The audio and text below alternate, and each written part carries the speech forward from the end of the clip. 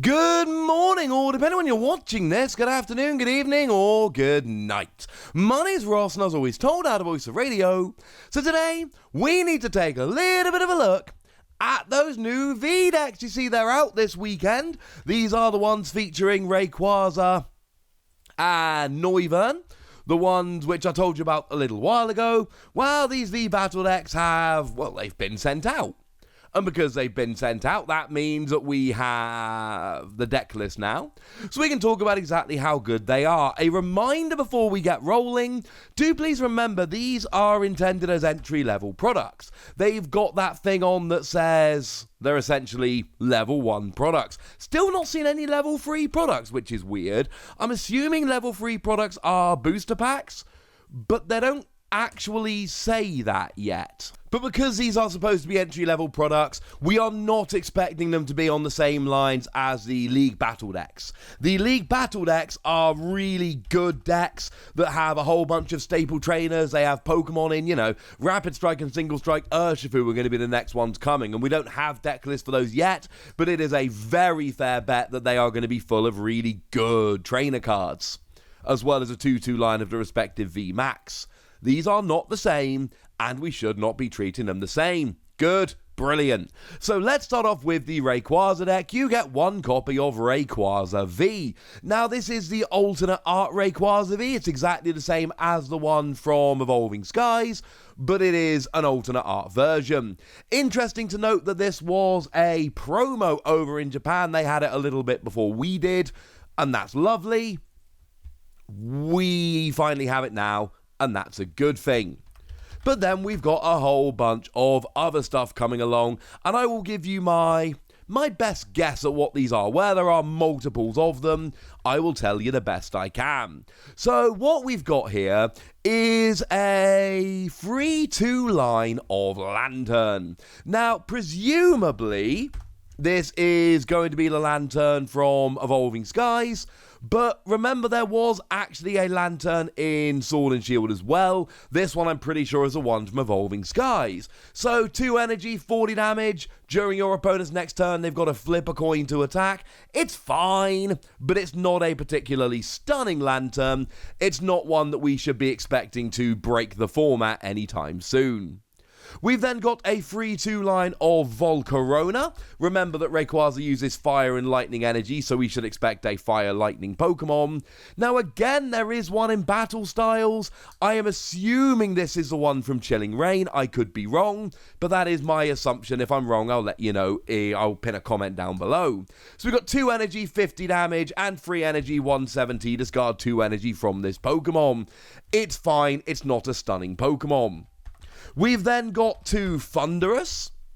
Now, this has to be the one that came around from Chilling Reign. There are no other options. Single energy, 30 damage, and you may attach a lightning from your hand to one of your bench, is actually a decent attack. We've had formats in the past where attacks like this were cool. This isn't one of them, but it's still nice to have it. And then 3 energy, 130, and 30 to itself. We've then got a 2-1 line of Manectric, clearly a deck that is all about your stage 1 Pokemon here, and I am really hoping that it is the one from Vivid Voltage, that when you play it from your hand to one of your Pokemon, you draw 3 cards, and it's got 3 retreats. And since that is the most recent of them, I'm going to make the assumption that it is that one. There was also one that came around in Darkness Ablaze, but I'm hoping and thinking this is actually going to be the one that it is. Fingers crossed. We've then got a 3-2 line to finish off with Simisear, and again, love that we've got the mixture of lightning and fire Pokemon, because, Rayquaza uses fire and lightning energy, and this has to be the one from Darkness Ablaze, because there is no other. 3 energy, 110, and it can't attack next turn is the best thing about it. It is, shall we say, not absolutely stunning. In terms of trainer cards then, we got a couple copies of Dan, which is a draw supporter, but it's not a particularly good one. It's the one where you got to play rock, paper, scissors to try and draw 4 cards. It's fun, but I don't think it's going to see a huge amount of play. 1 copy of Energy Retrieval to get your energy back is actually a pretty cool thing. 2 copies of Energy Search. which is actually quite nice, honestly, to get your energy out, but it just gets your energy. It's not that great, I'm afraid.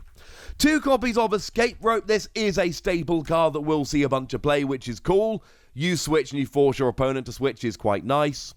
2 copies of Evolution Incense will get your Evolution Pokemon. It is a cool card that sees a bunch of play.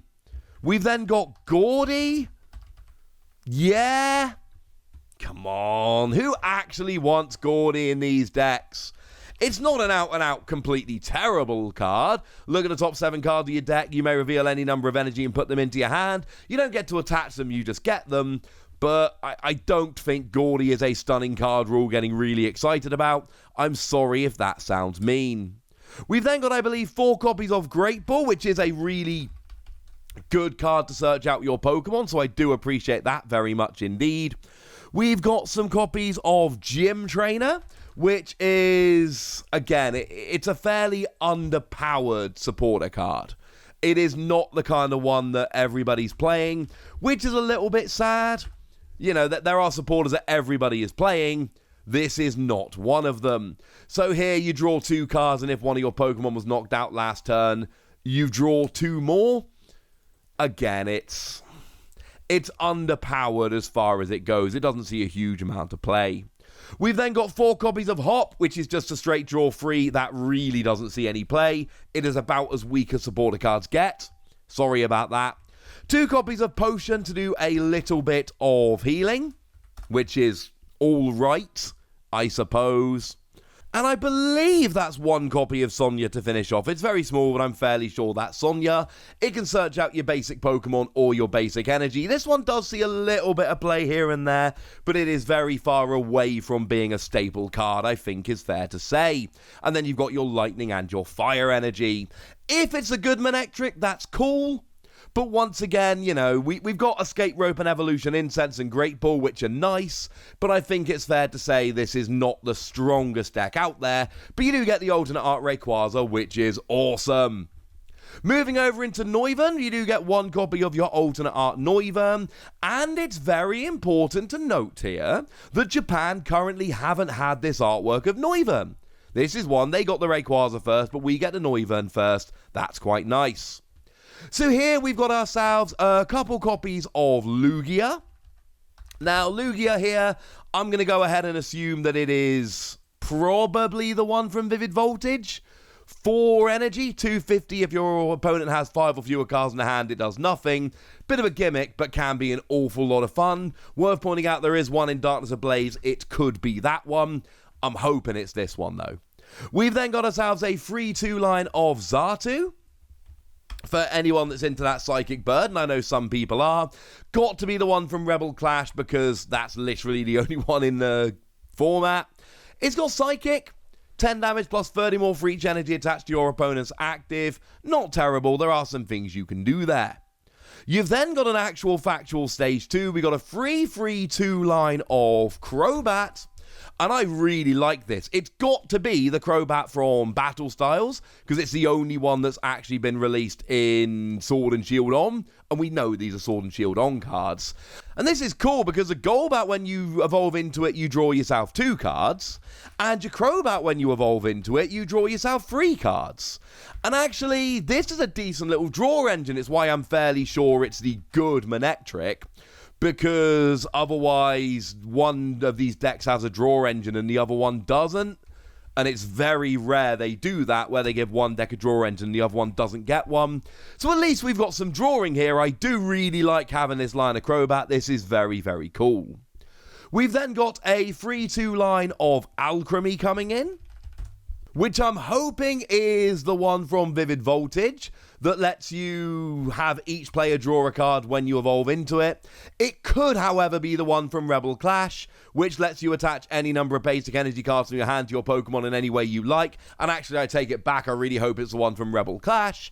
But, yeah, I think it's probably the more recent one, though I cannot say for sure. It has, unfortunately, we've got the list on the back. We can't see the cards inside. I am sorry. And that's it.